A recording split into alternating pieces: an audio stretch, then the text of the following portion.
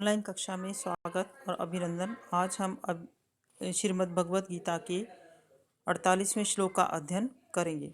योगस्थः कुरु कर्माणि संगम त्यक्त्वा धनंजय सिद्धि असिद्धयो समो भूत्वा समत्वम योग उच्यते। इस श्लोक में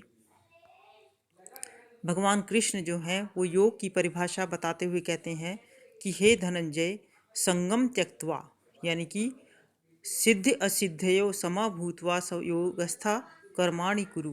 संगम त्यक्त्वा अर्थात हे अर्जुन, आसक्ति का परित्याग करके और सिद्ध असिद्धयो सिद्धि और असिद्धि में समान होकर के योग में स्थित होकर के योगस्थः कर्माणि योगस्थः योग में स्थित होकर के कर्माणि कुरु, तुम क्या है कर्मों को करो, क्योंकि समत्वम योग उच्यते, क्योंकि समभाव ही योग कहा जाता है।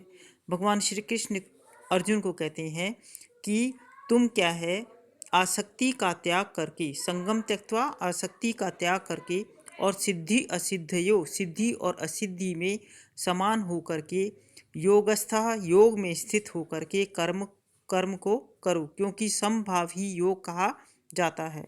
आसक्ति का परित्याग, हे पार्थ, तुम आसक्ति का सर्वथा परित्याग कर दे और तुम्हें अनासक्ति भाव पूर्वक युद्ध रूप कर्म करना चाहिए।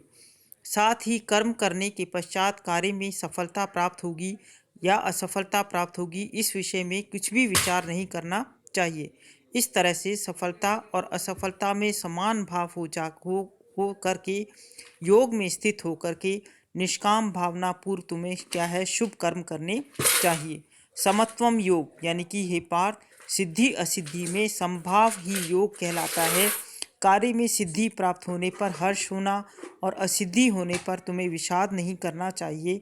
इस प्रकार से कार्य में सफलता असफलता दोनों ही स्थितियों में समभाव पूर्वक रह करके तुम्हें योग रहना ही योग कहलाता है।